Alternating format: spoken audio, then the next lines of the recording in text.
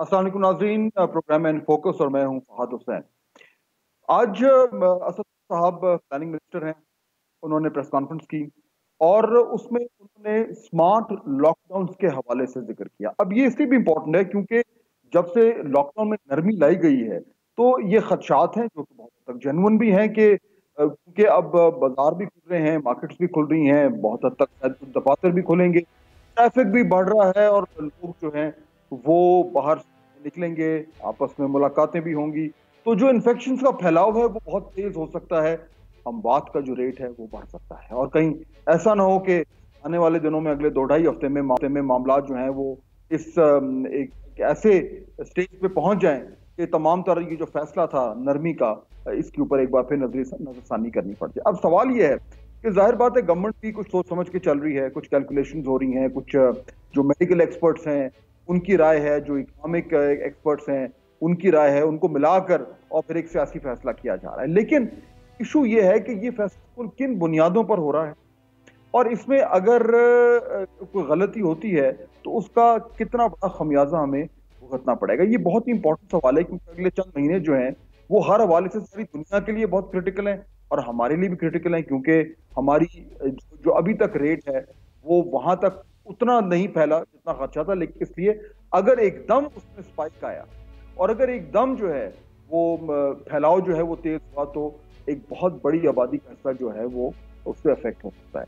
इसी हवाले से आज स्मार्ट लॉकडाउन का जिक्र किया असद उमर साहब ने। ये स्मार्ट लॉकडाउन का बड़े जो इसका सुन रहे हैं कि क्या है क्या नहीं है कैसे नहीं, लेकिन आज जो कुछ उन्होंने कहा जरा पहले आप उसे। यानी 359 इलाके हैं पंजाब के अंदर, खैबर पख्तूनख्वा के अंदर 177 ऐसे केसेस हैं जहां पर ये स्मार्ट लॉकडाउन किया गया है। ये भी हमें पता है कि वबा फैल भी रही है, अमवात हो रही हैं और उनमें इजाफा भी हुआ है। सारी तैयारी जो है, जैसे हमने कहा कि इसी के ऊपर है कि वबा अगर आगे बढ़ रही है तो सिर्फ जो फैसले किए गए कि लोगों को रोजगार लेने के लिए उनको मौका दिया जाए, जो तकलीफ थी लोगों की उसका वजीर आजम को भी एहसास है, तो हमने उनको रिलीफ देने के लिए, उनके लिए आसानी पैदा करने के लिए भी फैसले किए।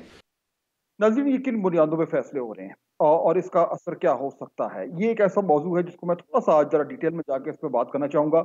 हर्ड इम्यूनिटी का जिक्र आपने सुना है, ये क्या है? और कहीं ऐसा तो नहीं कि जो जो हमारे यहाँ जो पॉलिसी मेकर्स हैं उनके जहन में कहीं ये कॉन्सेप्ट भी किसी को किसी जहन के दरीचे में कहीं कुछ खटक रहा है। इसमें जरा बात करते हैं। तीन मेहमान इनका तारुफ कराता हूँ। जनाब air vice marshal retired Shahzad Chaudhry साहब, कॉलम नवीस है, तज्जिया निगार हैं और कोरोना वायरस के हवाले से बड़ी बड़ी इंसाइसिव किस्म के कॉलम्स जो हैं वो लिखते आ रहे हैं कई हफ्तों से।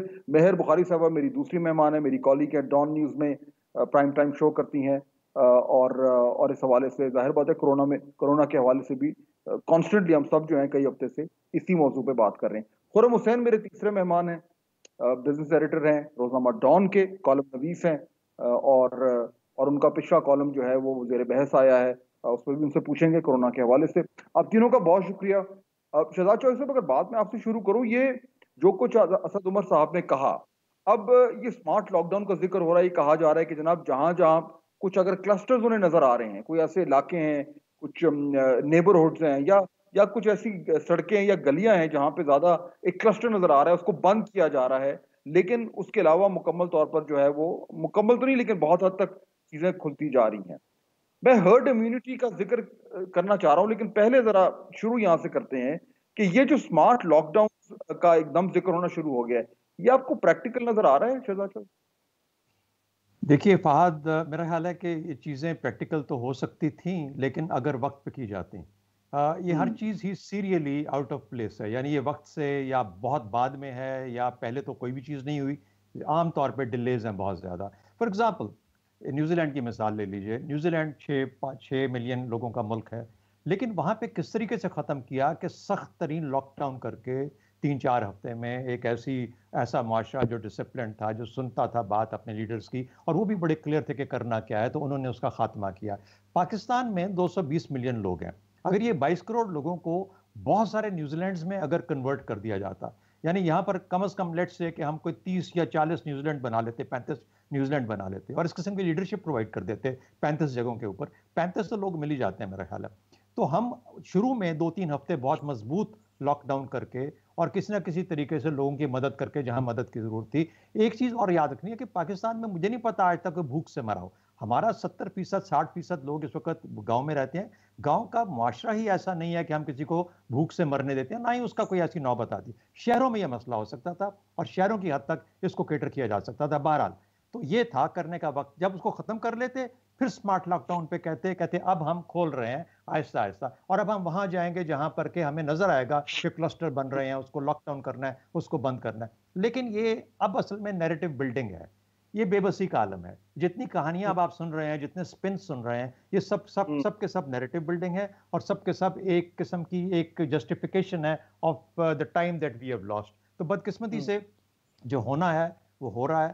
हर्ड इम्यूनिटी की तरफ हम जा रहे हैं और हर्ड इम्यूनिटी ही शायद, और अल्लाह ताला का करम और फजल शायद हम इससे निकालेगा। मेरा ख्याल है कि पाकिस्तान की हुकूमत, मुआशरा और तमाम जो निज़ाम है उसके बस से ये चीज़ बाहर है। मेहर, ये जो बात हो रही है अभी, जो शहजाद चौधरी बात कर रहे हैं कि नैरेटिव बिल्डिंग हो रही है, जिससे जाहिर बात है मैं तो ये अखज़ करूंगा कि एक जो भी फैसला हुआ है वो उसके पीछे कोई मंतक थी और अब उस मंतक को सामने रखते हुए एक बयानिया बनाया जा रहा है। जो फैसले पहले होने थे वो नहीं किए मुख्तलिफ वजूहात की बिना पर। अब इस वक्त मेहर जो जो गवर्नमेंट का जो जो बेस है, जिसकी बुनियाद पे वो अपनी ये सारी नई नरमी ला रहे हैं और इस तरह की नैरेटिव बिल्डिंग कर रहे हैं, वो है ये कि हमारा जो डेथ रेट है वो उतना नहीं हुआ जितना खदशा था, यानी हजारों में नहीं गया। तो अगर आज भी तकरीबन 650-700 टच कर रहा है, तो इस फिगर को सामने रख के आपके ख्याल में गवर्नमेंट जो है वो ये जो जो एक तरह का एक जुआ खेल रही है, ये ठीक है इस रेट को सामने रखते हुए? देखिए फ़हद, मैं इत्तेफ़ाक करती हूँ शहज़ाद साहब से मुकम्मल तौर पे, और जब बात आ जाए अल्लाह पे छोड़ने की और इंशाअल्लाह ताला होपिंग फॉर द बेस्ट, तो फिर आपको पता है कि मामला चीज़ें हाथ से निकल गई हैं। ये बात दुरुस्त है कि अगर इधर तक जो हमने वक्त गुजारा है, हम इसको सख्ती से एक लॉकडाउन इम्प्लीमेंट कर लेते और इसकी बैनुल-अक़वामी मिसालें हमारे पास मौजूद हैं, तो फिर आप यकीनी तौर पे आप इन सारे कॉन्सेप्ट्स के ऊपर आ सकते थे। और समझ भी आती है कि इन फाइटिंग का भी जो बेसिस है सिंध का सेंटर के साथ एंड वाइस वर्सा, ये भी सारा निकल जाता। बिकॉज आपने देखा ना, शुरू से ही इख्तलाफ हो गया कि परसेप्शन और व्यू क्या है इससे डील करने का। तो शुरू के अंदर तो एक ही व्यू होना चाहिए था कि सख्ती से लॉकडाउन इम्प्लीमेंट किया जाए मुल्क के तूल अर्ज़ में, और फिर निचली सतह तक, क्योंकि हमारी लोकल बॉडी गवर्नमेंट्स नहीं है, वो हरकत में नहीं आई, एम्पावर्ड नहीं है, तो हमारे तो वैसे ही इंफ्रास्ट्रक्चर और गवर्नेंस जो है टू बिगिन विद कमज़ोर है। तो आई थिंक कि ये तो बड़ा कमज़ोर हमने स्टार्ट लिया। उसके बाद जिस एक बूका पैराडाइम का जिक्र हो रहा है पूरी दुनिया में, because as we even discuss the new normal, अब कोरोना ने तो कहीं नहीं जाना, तो उसके ऊपर volatile, uncertain, complex and ambiguous, ये बात तो दुरुस्त है कि बूका पैराडाइम मुकम्मल तौर पे सेट होता है बिजनेसेस के ऊपर भी, रियासतों के ऊपर भी, at a time like this when you are fighting something essentially जिसका आपने कभी मुकाबला नहीं किया। तो ऐसी सूरत हाल में ये स्पेस मिल जाती है हर लीडरशिप को कहने की कि we are doing the best we can and we made enlightened decisions. मगर that being said, of course space इतनी होती है क्रिटिसाइज करने की, पॉलिटिकल डिसिडेंट्स अपने रीजंस की वजह से क्रिटिसाइज कर रहे हैं। जो आपके सीजन्ड एनालिस्ट हैं वो ये समझ रहे हैं, पढ़े लिखे लोग, कि ये वाकई इनके कॉल और फेल में भी तजाद है और जो ग्राउंड रियलिटी है और जो एक्चुअली हो रहा है वो बहुत फ़र्क है। ये अपने तक एक हकीकत है कि हम अंडर टेस्टेड हैं, हमारे पास तो अभी सही फैक्ट्स और फिगर्स है नहीं, नीदर हैव वी स्पाइक्ड। हमारे एवरीडे बेसिस के ऊपर केसेस और अमवात की तादाद बढ़ती चली जा रही है। So in the absence of real data आप तो वैसे ही एक फ्लॉड डेटा के ऊपर पॉलिसी करेंगे टू बिगिन विद, कहीं ना कहीं तो उधर गैप्स हैं, आप जानते हैं ये। मगर दैट बीइंग सेड, ये स्पिन्स आप कह लीजिए, मुझे लगता है कि अब इनके पास ऑप्शन नहीं है, क्योंकि आपने वो इनिशियल वक्त जो था, जो बड़ा अहम था, वो आपने ज़ाया कर दिया। अब I think right now way we stand और ऑप्शन कोई है भी नहीं। देखें आप अमेरिका जिधर अनएम्प्लॉयमेंट रेट जो है वो 3.5% से बढ़ के 14.7% के ऊपर चला गया है। Look at Japan, look at China, European Union, look at UK, it's going through the worst crisis ever. So सारी इकोनॉमीज ट्रॉमा में तो है, and for a country like Pakistan, third world countries को तो सबसे बुरा धचका लग रहा है, बिकॉज हम तो टू बिगिन विद सांस लेने के लिए भी महंगा कर्ज ले रहे थे ना। सो मुझे लगता है कि इस सिचुएशन के अंदर कहीं ना कहीं इकोनॉमिक एक्टिविटी की तरफ तो बढ़ना ही था, ये तो इनएविटेबल था। मगर उसका प्रिलिमिनरी वर्क आपका क्योंकि कमजोर हो गया, तो इसलिए आपको हमें ये वाले फैसले भी अब बहुत ज्यादा बेचैनी हो रही है। आप मार्केट्स को देखें, लोगों को देखें, लोग वापस अपनी जिंदगी के अंदर मोमेंटम वापस। इस दिन यहाँ पे लेंगे ब्रेक के बाद वापस आएंगे तो डिस्कशन को यहीं से शुरू करेंगे।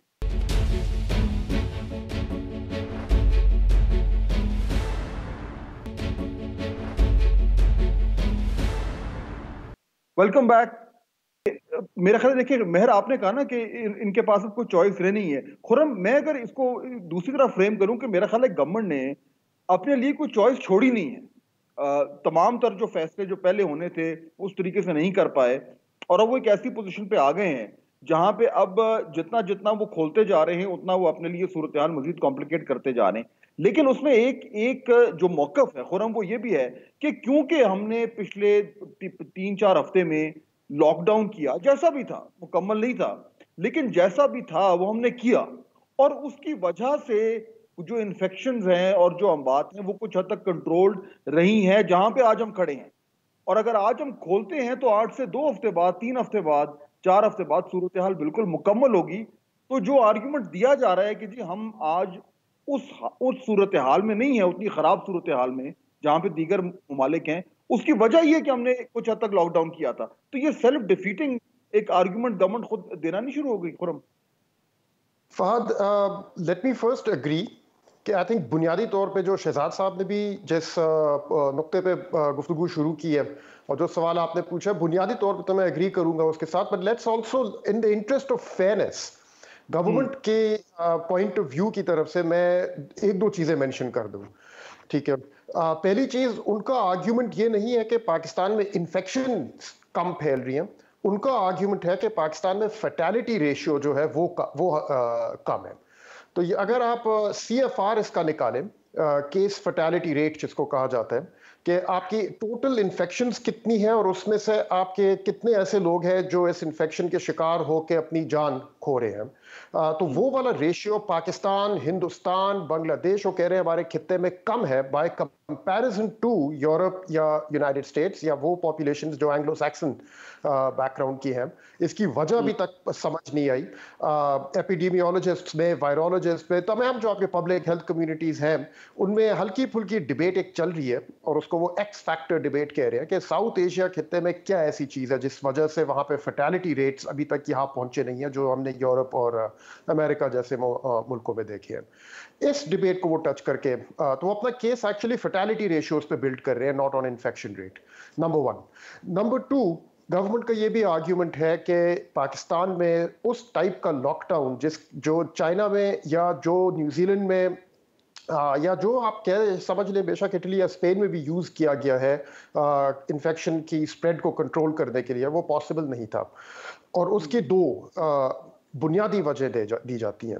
एक वजह यह है कि पाकिस्तान के पूरे मुल्क में बहुत बड़ी माइग्रेंट लेबर फोर्स है जो उन मुल्कों में इतनी ज़्यादा नहीं है। वह चाइना में तो थी लेकिन फिर भी चाइना में उन्होंने कंट्रोल इस तरह से कर लिया कि अपनी सर्वेलेंस नेटवर्क इस्तेमाल करके, कॉन्टैक्ट ट्रेसिंग बहुत मजबूत करके, एक एक करके जाके उन लोगों को पकड़ा है जो वुहान छोड़ के शेंजेन, ग्वांगडोंग, बीजिंग, शंघाई चले गए थे। उनको लिटरली जाके अपने अपने अपार्टमेंट से घसीट के लेके आए हैं और क्वारंटीन में डाले हैं।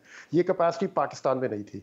हिंदुस्तान में भी हमने देखा है कि तकरीबन कोई करोड़ों के हिसाब से माइग्रेंट लेबर फोर्स है जो कि जब लॉकडाउन अनाउंस किया गया उन्होंने शहरों को छोड़ के वापस गए अपने गांवों की तरफ और अपने साथ साथ वो इन्फेक्शन को फिर लेके गए हैं जो उनमें से इन्फेक्टेड था।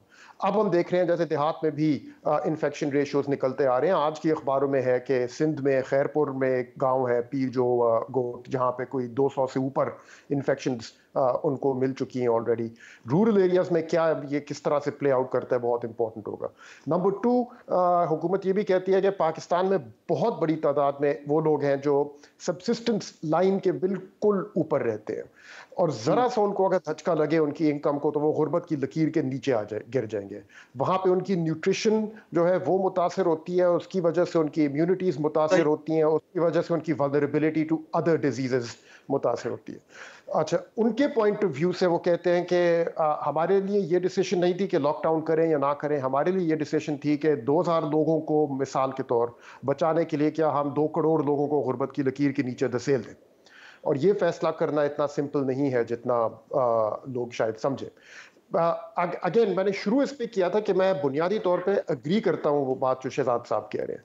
अलबत्ता I just thought may be कि गवर्नमेंट का पॉइंट ऑफ व्यू इस प्रोग्राम में सामने रखना थोड़ा जरूरी है, ताकि गुफ्तगू जो है वो मजीद और टाइटन होके ठीक है, उस मौके। लेकिन अगर अगर अगर खुरम शहजाद साहब, ये आर्ग्यूमेंट ठीक है, ये गवर्नमेंट का आर्ग्यूमेंट है और इसमें वजन भी है, और जब आप वो डेटा देखते हैं, जो डेटा हमारे सामने है, और जब आप जिस तरह खुरम कह रहे थे कि जो आप रेट देखते हैं, डेथ रेट देखते हैं in proportion to the infection, तो हमारा बहुत कम है। तो इस लिहाज से फिर गवर्नमेंट की ये एक लॉजिक तो बनती है, मैं अगर डेविल्स एडवोकेट प्ले करूं, कि ये लॉजिक तो बनती है कि अगर हम थोड़ा सा जो है वो नरमी लाएं लॉकडाउन में, और अगर इन्फेक्शन फैलता भी है तो हम उसको इस रेट के मुताबिक कंट्रोल कर सकते हैं। और दूसरा, अब मैं यहां पे आना चाह रहा हूं वो टर्म हर्ड इम्यूनिटी, कि अगर हम हर्ड इम्यूनिटी को स्लोली इंट्रोड्यूस कर दें तो over a period of time, 2 महीने, 6 महीने, 8 महीने, 1 साल में पॉपुलेशन इन्फेक्ट होती जाएगी और तब तक शायद वैक्सीन आ जाए। तो अगर आप इस मजमूई स्ट्रैटेजी को देखें और अगर आप गवर्नमेंट की जगह होते तो कुछ हद तक जो खुरम कहने की सेंस तो बनती है फिर। नहीं देखें, हाइपोथेसिस के तौर पे तो चले मैं इसको किसी हद तक, लेकिन गवर्नमेंट का हाइपोथेसिस नहीं मानूंगा।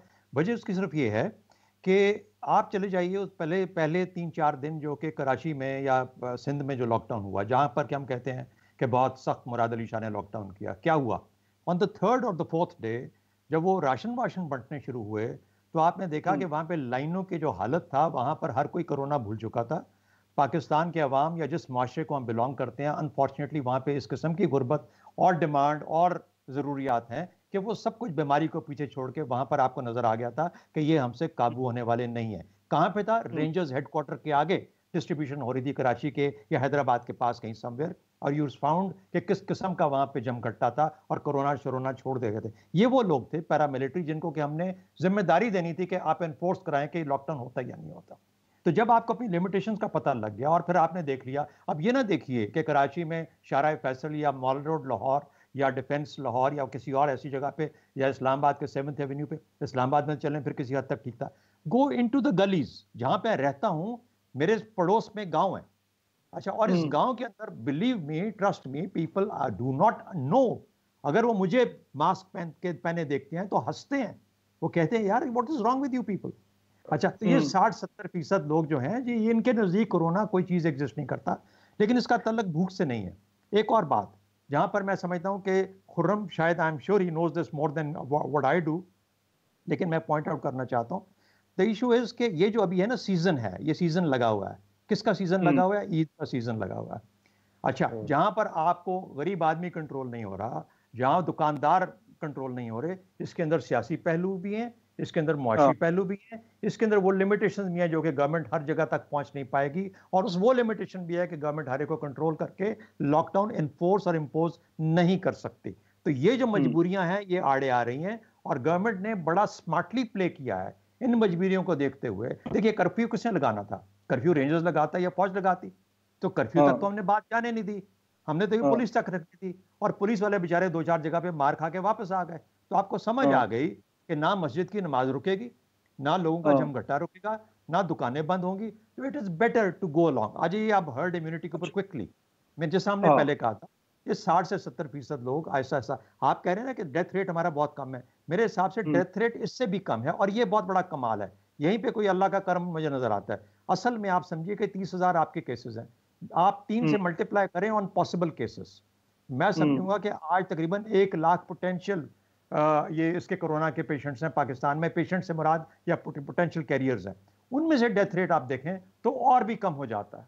तो जब आप इस चीज को देखते हैं तो आहिस्ता आहिस्ता you are actually by default faltering into a herd immunity state, जहां पर के आप इंशाल्लाह महीने 1.5 महीने बाद इससे बात होंगी, केसेस बढ़ेंगे, टेस्ट होंगे तो केसेस बढ़ेंगे ना, वरना तो वही आएगा अस्पताल में जो बहुत बीमार हो जाएगा, फिर आपको पता लग जाएगा कि कोरोना वाला है। शहजाद साहब, let me just come back here because ये हर्ड इम्यूनिटी को थोड़ा सा वी आर स्लाइटली डीपर। महर, देखिए इसमें तो अगर आप ये आर्गुमेंट देखें जिस तरीके से बिल्ड हो रहा है, पहले खुरम ने बात की, शहजाद साहब ने बात की, आर्गुमेंट जो एक बिल्ड हो रहा है जिससे एक फीलिंग ये आ रही है कि जो लॉकडाउन करना था जिस तरह दीगर ममालिक ने किया, वो एक मुश्किल, उसकी एक पॉलिटिकल कॉस्ट भी थी, उसकी एक सोशल कॉस्ट भी थी, और इकोनॉमिक कॉस्ट तो है ही है। गवर्नमेंट ने जो इजी वे आउट है वो लिया है, यानी कोरोना से लड़ने की बजाय उन्होंने कहा हथियार डाल दो जो इन्फेक्शन होने हैं वो तो होने ही होने हैं, आहिस्ता आहिस्ता होते जाएंगे, और कोई अल्लाह का करम है, जिस तरह शहजाद साहब कह रहे हैं कि अभी तक हमारी रेट कम है, तो गवर्नमेंट ने एक्चुअली लड़ना गवारा ही नहीं किया, पहले से ही हार मान। ये ठीक होगा ये कैरेक्टराइजेशन? देखिए, मैं तो इसी बात से इत्तेफाक करती हूँ। वो कि जिस तरह मैंने पहले कहा कि आई डू अंडरस्टैंड कि हमने ये फैसला अब क्यों लिया है, गिवन हमारी जो मुआशी कंपल्शंस हैं। बट दैट बीइंग सेड, देखिए साउथ कोरिया ने अपना मोर्टेलिटी रेट 1% तक ले आए by strict aggressive lockdown, isolation and aggressive testing. हमने ये काम किए नहीं ना, इधर ना स्ट्रिक्ट लॉकडाउन हुआ ना एग्रेसिव टेस्टिंग हुई। तो मैं इधर रिसोर्सेज के ऊपर नहीं जा रही, मैं बात कर रही हूँ कोशिश के ऊपर, जिस कोशिश का आप जिक्र कर रहे हैं अपने सवाल में। तो एब्सोल्युटली मेरा मेरा मुद्दा ये है कि अगर आप लोगों ने एग्रेसिवली, आप लोगों ने अपीज कर लिया अपने उलेमा के सामने भी, आपने गोडे टेक दिए, आप लोग हर क्वार्टर के सामने जिधर सख्त फैसले लेने थे और खड़े होना था और एक दो पनिशमेंट्स को आप लोगों को विजिबल करना था। आए रोज धमकियां ताजिरों से आ रही हैं, और मैं समझती हूँ हम सब बखूबी गाएं कि उनके क्या डेली प्रॉब्लम्स हैं, स्मॉल मीडियम एंटरप्राइजेस के क्या प्रॉब्लम्स हैं। Lot of people I spoke to on my shows, they said हम अगले 1 महीने के बाद हम सैलरीज नहीं दे सकते। स्टेट बैंक की भी जो सारी पॉलिसीज हैं लोन्स एक्सटेंड करने की, वो भी कमर्शियल बैंक्स के थ्रू इंप्लीमेंट नहीं हो पा रही, उधर भी दिक्कत और ऑब्स्टिकल सामने आ रहे हैं। So these are issues, but that being said, एक विल ऑफ द गवर्नमेंट जो होती है वो हमें बदकिस्मती से दिखाई नहीं दी, जिधर इन 3 हफ्तों के अंदर अगर कोई दुकान खोलेगा, अगर कोई इतने नंबर से ज्यादा मसाजिद में जाएगा, वरना यानी कि हम तो यही पूछते पूछते थक गए at the cost of our own lives कि क्या हम ज्यादा मुसलमान हैं compare to the rest of the world. So मुझे लगता है कि इधर विल नहीं दिखाई गई, बहुत ज्यादा अपीजमेंट की गई है और एक्चुअल कोशिश नहीं की गई जितनी की जा सकती थी। तो मोर्टेलिटी रेट अगर आपका आज 2.2% भी है डेथ्स का, ये आपको कम लगता है, मगर आप इसको मल्टीप्लाई करें, look at the bigger figures, if the big number start rolling in, this is going to be an atrocious number. और आप हर्ड अच्छा, इम्यूनिटी की बात हैं, आप मेजॉरिटी को इस मुल्क के अंदर देखें जिनका इम्यून सिस्टम, जिनकी न्यूट्रिशन, जिनके वो लाइफस्टाइल्स नहीं है जिधर वो इसको सर्वाइव कर रहे हैं, बट एज शहजाद साहब said, they are under tested. मगर द पॉइंट इज कि आपकी अगर ये रेट्स बढ़ना शुरू हो गए, we will be, I mean इधर तो एक कैटास्ट्रोफी होगी। नाज़रीन, ब्रेक का वक्त हो रहा है, will take a quick break, वापस आएंगे तो गुफ्तगू का सिलसिला यहीं से शुरू करेंगे।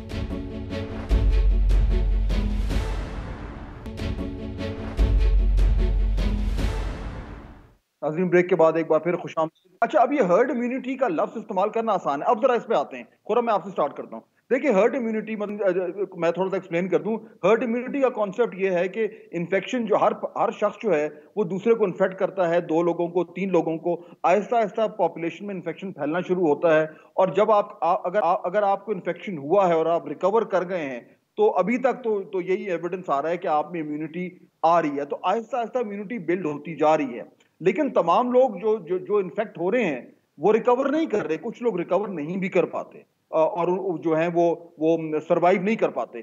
तो आहिस्ता आहिस्ता जब 60, 70, 75, 80% पॉपुलेशन किसी भी मुल्क की उसको इन्फेक्शन हो जाएगा, तो वो आहिस्ता आहिस्ता जो है वो उसका रेट ऑफ इन्फेक्शन कम होता जाएगा, और फिर virus ultimately at some point जाके कंट्रोल में आ जाता है। लेकिन देखना यह है कि जब तक इतनी परसेंट, 70-80% पॉपुलेशन को इन्फेक्शन होता है, उसमें कितने परसेंट जो हैं वो सरवाइव नहीं कर पा रहे। बात है, जो ज्यादा उम्र के लोग हैं, जो ज्यादा जिनको और डिजीजेस हैं, क्रॉनिक प्रॉब्लम्स हैं, वो ज्यादा वल्नरेबल हैं। जो ओल्डर पॉपुलेशन है वो ज्यादा वल्नरेबल है। 1-2% लोग हैं, ये तो कोई बड़ी बात नहीं है।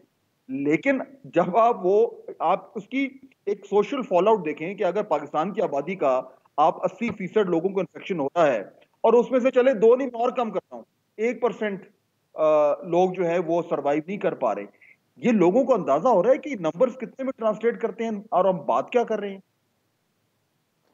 फहद, यहाँ पे आई थिंक आई एग्री जो मेहर ने भी अभी कहा था कि असली सवाल कोशिश का है। मेरे ख्याल में इनकी तो शुरू से दिल था ही नहीं किसी किस्म की पब्लिक हेल्थ इमरजेंसी की शक्ल देने का इस चैलेंज को। शुरू से खान साहब की जो बातें थी वो यही थी कि ये तो फ्लू है, सिर्फ इससे ख़तरा तो सिर्फ बूढ़ों को है, हमारे तो ज़्यादातर जवान लोग हैं, जवान लोगों को कुछ होता नहीं है, इससे घबराने की कोई ज़रूरत नहीं है। वो इस किस्म की बातें शुरू से कर रहे थे और वो अपनी जगह पे कायम रहे, खड़े रहे हैं। बाकी उनके इर्द गिर्द जो हुकूमत है, सूबाई हुकूमतें हैं, वो ये सारे लॉकडाउन की बातें करते कराते फाइनली इस मोड़ पे आए हैं जहाँ पे आज हम लोग खड़े हुए हैं। आपने सही कहा मेरे ख्याल में कि I think case fertility ratio जो गवर्नमेंट कह रही है बहुत कम है, अगर इस बुनियाद पे आप हर्ड इम्यूनिटी की तरफ जाने लग गए, जो एक निहायत ही खतरनाक रूट है, और जिस मुल्क ने ये रूट लिया है इवेंचुअली पछताया है, सवाए स्वीडन के, जो एक मुल्क है जो अभी तक इस पे खड़ा हुआ है, लेकिन बाकी जिन मुल्कों ने शुरू में हर्ड इम्यूनिटी की बातें की हैं, कई बहुत कम टाइम के अंदर अंदर उन्होंने रिवर्स किया उसको, देखने के बाद कि इसके जरिए तो इतना नुकसान हो रहा है जितना वो बर्दाश्त नहीं कर सकते। तो अगर आप बेसिक नंबर्स भी लगा लें, आप केस फर्टिलिटी रेशियो 1% पे भी ले लें, जो बहुत कम है, और आप अस्यूम कर लें कि 50% पॉपुलेशन जो है आपकी इन्फेक्ट होएगी, तो 100 मिलियन का 1% आपका कितना बनता है? आपका 1 मिलियन बनते हैं, 1 मिलियन लोग, ठीक है। 1 million people dead in a matter of 1 या 2 मंथ्स। आप पर डे की फर्टिलिटीज लगा लें, वो आपको एक ऐसी सिचुएशन में ले जाता है जहां पे लिटरली फहद हम लोगों के को ये देखने में आएगा, जो जिस किस्म की फुटेज ईरान और वुहान से निकली थी कि लोग चलते चलते सड़कों पे गिर रहे थे मरते हुए। ये आप YouTube पे जाके सर्च कर लें, आपको मिल जाएंगी ये फुटेजेस। जब ये इन्फेक्शन बहुत ज़्यादा काबू से बाहर फैल जाती है तो ऐसी सिचुएशन पैदा हो जाती है कि लोग लिटरली चलते चलते सड़कों पे गिर रहे होते हैं।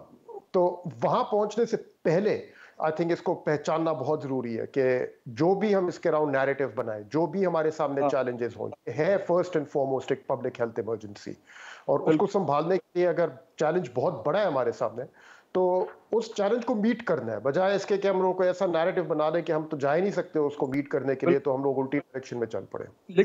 लेकिन शहजाद साहब, हर्ड इम्यूनिटी के गिर्द नैरेटिव बनाना तो नामुमकिन बात है, इसीलिए इस लफ्ज को कोई इस्तेमाल नहीं कर रहा, गवर्नमेंट कह नहीं रही है और वो कहेंगे भी नहीं। लेकिन बहुत सारे लोगों का ये खदशा है कि अल्टीमेटली ये पॉलिसी वही नजर आ रही है, तो ये हर्ड इम्यूनिटी को आप जस्टिफाई कैसे कर सकते हैं? नहीं, जस्टिफाई करना तो इसीलिए तो कोई इस्तेमाल नहीं कर रहा है उसको। ये एक जाहिर है कि एक बेइंतहा, जिसे कहते हैं कि सुसाइडल किस्म की, पॉलिटिकली भी और वैसे भी अदरवाइज भी ये गलत स्ट्रेटजी और पॉलिसी होगी। हमारा स्वीडन की मिसाल जिस तरह खुर्रम ने कहा हमारे सामने है, वो उसको किस तरीके से उन्होंने मैनेज किया, इतना आपका डिसिप्लिन मुआशरा हो जो कि कवानीन को फॉलो करता हो, जो कि सोशल डिस्टेंसिंग को जानता है, जो कि मास्क वगैरह या इस किस्म की चीज़ों को फॉलो करता है, ज़रूरी चीज़ें हैं। अगर हमने सारा कारोबार करना है, सब कुछ करना है, तो फिर आपको कम से कम यहाँ पे सख्ती करनी पड़ेगी। देखिए, आज हम अगर ये जो हर्ड इम्यूनिटी है इसको छोड़ के अगर हम ये भी कह लें कि जो गुजरने वाला वक्त है वो गुजर गया, अब यहाँ पे हम खड़े हैं, इससे हमने आगे जाना है। अब आगे जाने के लिए जो गलतियां हमसे हो गई वो हो गई, वक्त गुजर गया, अब lost time is lost time, we can't bring it back. यहां से आगे कैसे बेहतर करें? अगर हम ये महसूस कर लें कि हमारा आगे जाने वाला रास्ता, let's give a meaning to smart lockdown. कम से कम इसको अल्फाज के तौर पे मात्र इस्तेमाल करें, इसको असल में इन प्रैक्टिस लेके। और प्रैक्टिस क्या होगी?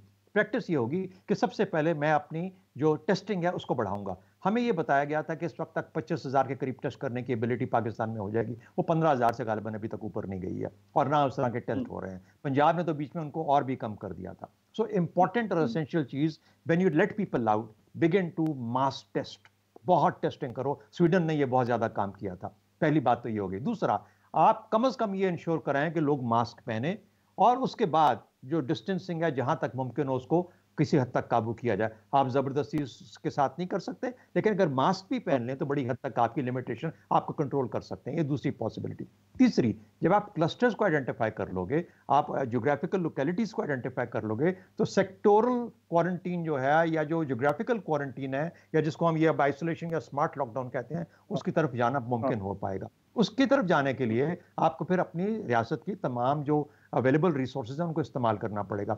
सो you have to be smart in applying this, not in by name. अब आपको स्मार्ट होना पड़ेगा। अगर आप इस रास्ते पे चल पड़े हैं तो स्मार्टली चलें, ये तमाम चीजें कीजिए, और साथ ही साथ लोगों को बताते रहें हाथ धोएं, गले मत मिलें, वगैरह वगैरह, वो जो सारी चीजें हैं वो सब अपने तौर पे। लेकिन यहां से रास्ते निकालने हैं।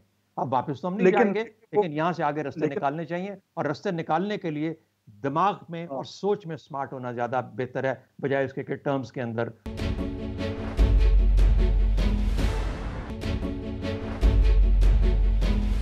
लेकिन महर, मसला ये ना कि रास्ते हमने निकालने हैं, निकालने भी चाहिए, लेकिन जो भी जिस तरह की मैसेजिंग डे 1 से गवर्नमेंट की तरफ से आ रही है, फेडरल गवर्नमेंट की तरफ से, प्राइम मिनिस्टर की तरफ से आ रही है, इस मामले को अंडर प्ले किया गया है, जान के किया है या उनकी समझ ये थी।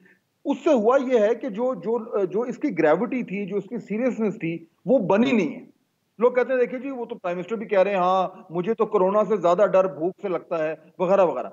वो मैसेजिंग अभी भी चेंज नहीं हुई है, यानी अभी भी हम जो कुछ कर रहे हैं वो यही कह रहे हैं कि देखिए आप खुद ख्याल कर लें, मगर वो डाइल्यूट कर, मैसेजिंग से मसला डाइल्यूशन हो रही फहद है। एग्जैक्टली यही मैं जी मैं आपको अगर सच बताऊं तो मेरा तो मुझे बड़ा हौसला मिला आपके गालिबन कल का पीस पढ़ के सीएनओसी में जब आप गए और आपने वो पूरा एक डिटेल बताई कि किस तरह ये फैसले हो रहे हैं, क्या पॉलिसी जो है वो डेटा को लीड कर रहा है, डेटा पॉलिसी को लीड कर रहा है। मगर वो उसके अंदर जो सारी डिटेल्स थी बड़ी हौसला अफजा थी कि शायद हम अपने तमाम तर वसाइल को इस्तेमाल कर रहे हैं निचली सतह तक। रूरल प्रोग्राम्स का डेटा भी उठा रहे हैं, फौज अपनी तमाम तर इख्तियारात यूज कर रही है, नीचे तक आपने एक्सपर्ट सारे बुलाए हैं। So I mean that was very reassuring. So मेरे लिए अब एटलीस्ट राइट नाउ मुझे गिला शायद अंडर टेस्टिंग का है, पहला वाला जो वक्त हमने जाया कर दिया उसका है, और उसके बाद सबसे बड़ी बात जो अभी आपने की है उसकी है। मुझे अभी अपने वसाइल को बेहतरीन तौर पे इस्तेमाल करने का मेरा अभी गिला नहीं है, सच मेरा मैसेजिंग का है। अगर आपको चीफ मिनिस्टर मुराद अली शाह साहब हाथ जोड़ के आंखों आई मीन ऑलमोस्ट रोते हुए लोगों से प्ली करते हैं, बेग करते हैं कि खुदारा घर में रहिए, तो ये बेहतरीन मैसेजिंग थी। आप डराएं लोगों को। इसके बरक्स आपने देखा फिरदौस साहब आई या इमरान खान साहब, उन्होंने कहा कि आप क्यों डरा रहे हैं लोगों को, you need to scare the people. हमारी जैसी माजरत के साथ ढीठ कौम, इनडिसिप्लिन्ड कौम, जिसको मजा आता है इशारा तोड़ के, जिसको मजा आता है मास्क ना पहन के दूसरों को, मैं आपको बताऊं, मुझे एक्चुअली अच्छे लिखे पढ़े लिखे लोग हंसते हुए घर क्यों नहीं आ रही आप मिलने, क्यों कोरोना की